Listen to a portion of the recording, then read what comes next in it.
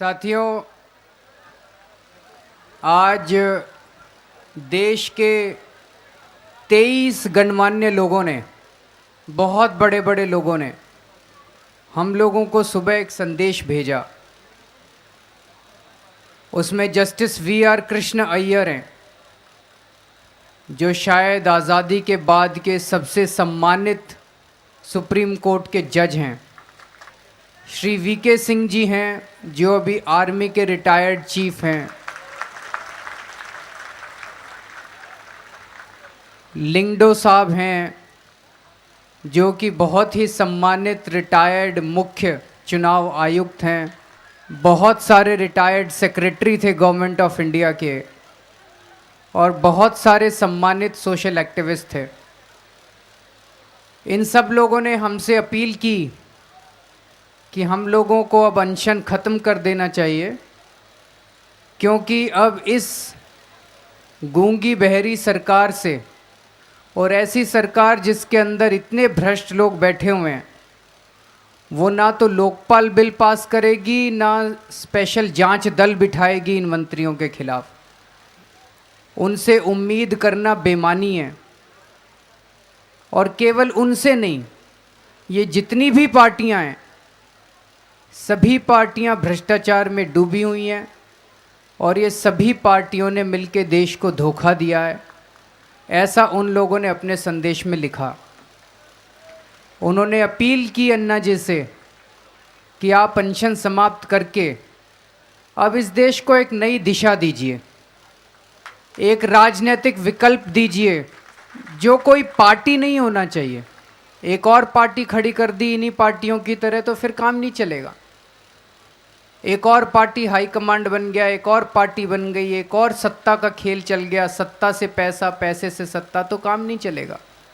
उन्होंने कहा राजनीतिक विकल्प दीजिए। पूरी की पूरी ये जो भ्रष्टाचार की और अपराध की और पैसे की और ताकत की राजनीति है, इसके विकल्प में एक अलग किस्म की राजनीति होनी चाहिए, जो जनता की राजनीति हो, जनता के पास सत्ता जाए। ऐसा उन लोगों ने लिखा।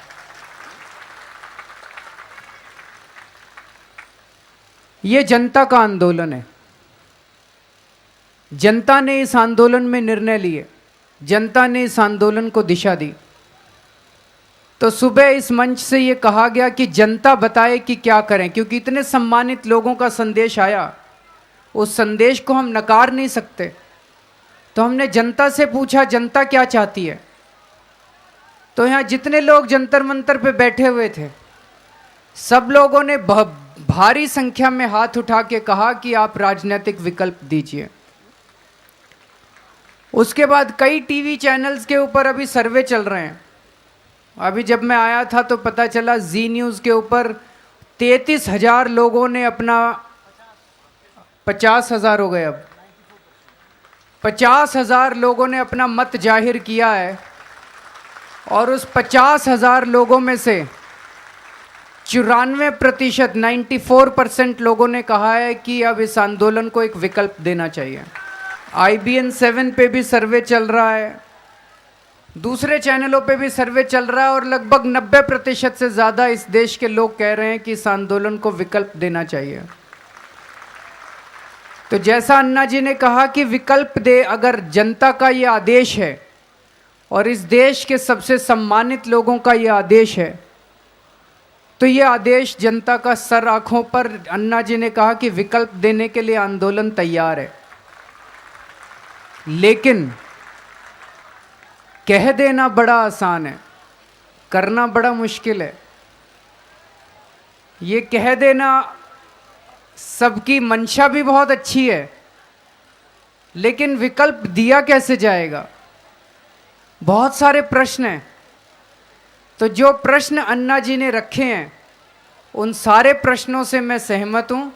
एक बारी उन्हीं प्रश्नों को मैं दोहराना चाहूँगा, और मैं चाहूँगा कि अगले 2-3 दिन में उनके भी जवाब जनता के बीच से निकल के आएँ, कि उन प्रश्नों के जनता क्या सोचती है, क्या जवाब है उन प्रश्नों के। सबसे पहला प्रश्न है कि जो कैंडिडेट्स होंगे वो चरित्रवान होने चाहिए। ऐसे लोग होने चाहिए जिनके मन में देश के लिए प्रेम हो, जिन्होंने समाज सेवा की हो, ऐसे कैंडिडेट्स का चयन कैसे किया जाएगा? क्योंकि अगर गलत लोग जाके संसद में बैठ गए, आज की संसद के अंदर 162 लोग ऐसे बैठे हैं जिनके ऊपर घोर अपराध के मामले हैं। आज की संसद के अंदर ऐसे ऐसे लोग बैठे हैं जिन्होंने भ्रष्टाचार किया हुआ है।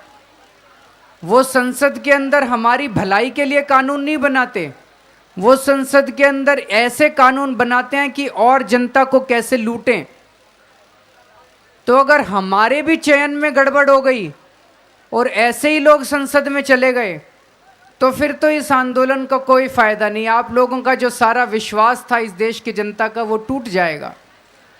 तो पहला प्रश्न इस देश की जनता से हम पूछना चाहते हैं कि जो कैंडिडेट का सिलेक्शन हो वो कैसे होना चाहिए, इसके बारे में हम चाहते हैं कि आप लोग अपने सुझाव भेजिए। दूसरा, ये जैसा अन्ना जी ने कहा, इस कुर्सी के अंदर कुछ ना कुछ समस्या है। जो इस कुर्सी के ऊपर बैठता है वही गड़बड़ हो जाता है। तो कहीं ऐसा तो नहीं कि इस आंदोलन से जब विकल्प निकलेगा और वो लोग जब कुर्सी पे जाके बैठेंगे, कहीं वो ना भ्रष्ट हो जाएं, कहीं वो ना गड़बड़ करने लगें। ये एक भारी चिंता है हम लोगों के मन में।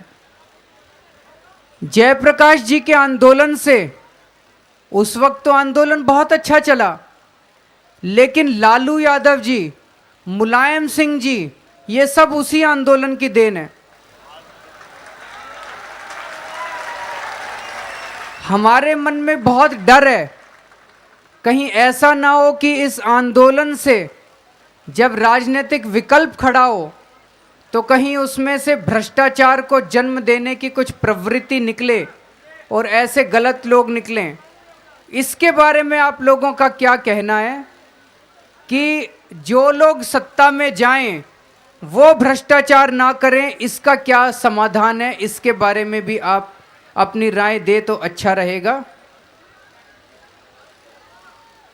हम लोग ये पूरा का पूरा आंदोलन व्यवस्था परिवर्तन के लिए चला रहे हैं, सत्ता परिवर्तन के लिए नहीं। हमारा किसी पार्टी से कोई द्वेष नहीं है। हम ये नहीं चाहते कि कांग्रेस चली जाए और हम लोग सत्ता में आ जाएं, ये नहीं चाहते। ये हुआ तो गड़बड़ हो जाएगी। व्यवस्था परिवर्तन चाहते हैं। तो ये कैसे सुनिश्चित किया जाएगा कि कहीं ये सत्ता परिवर्तन होके ना रह जाए और ये व्यवस्था परिवर्तन ही हो? ये कैसे हम लोग सुनिश्चित करें, इसके बारे में भी आप लोग अगर सुझाव दें तो बहुत अच्छा रहेगा। क्योंकि ये आंदोलन राजनीतिक विकल्प देने के लिए है, सत्ता हथियाने के लिए नहीं है, बल्कि सत्ता के केंद्रीकरण को खत्म करके सारी की सारी सत्ता जनता के हाथ में सौंपने के लिए है ये आंदोलन। एक और बात है, देश में कई लोग ऐसे हैं, सारे नहीं हैं, बहुत लोग अच्छे भी हैं, लेकिन कई लोग ऐसे हैं जो पैसा लेके वोट देते हैं, शराब लेके वोट देते हैं। उसको कैसे रोका जाएगा? क्योंकि इन्होंने तो 2G घोटाला किया हुआ, इनके पास तो 2 लाख करोड़ रुपए हैं। कोयला घोटाला किया, 2 लाख करोड़ उसमें आ गए। फिर कॉमनवेल्थ घोटाला किया, 70,000 करोड़ उसमें आ गए। तो इन्होंने तो करीब 100-150 लाख करोड़ रुपए कमा के रखे हुए हैं। ये तो एक एक वोट खरीदने के लिए लोगों को 1-1 लाख रुपया भी दे देंगे।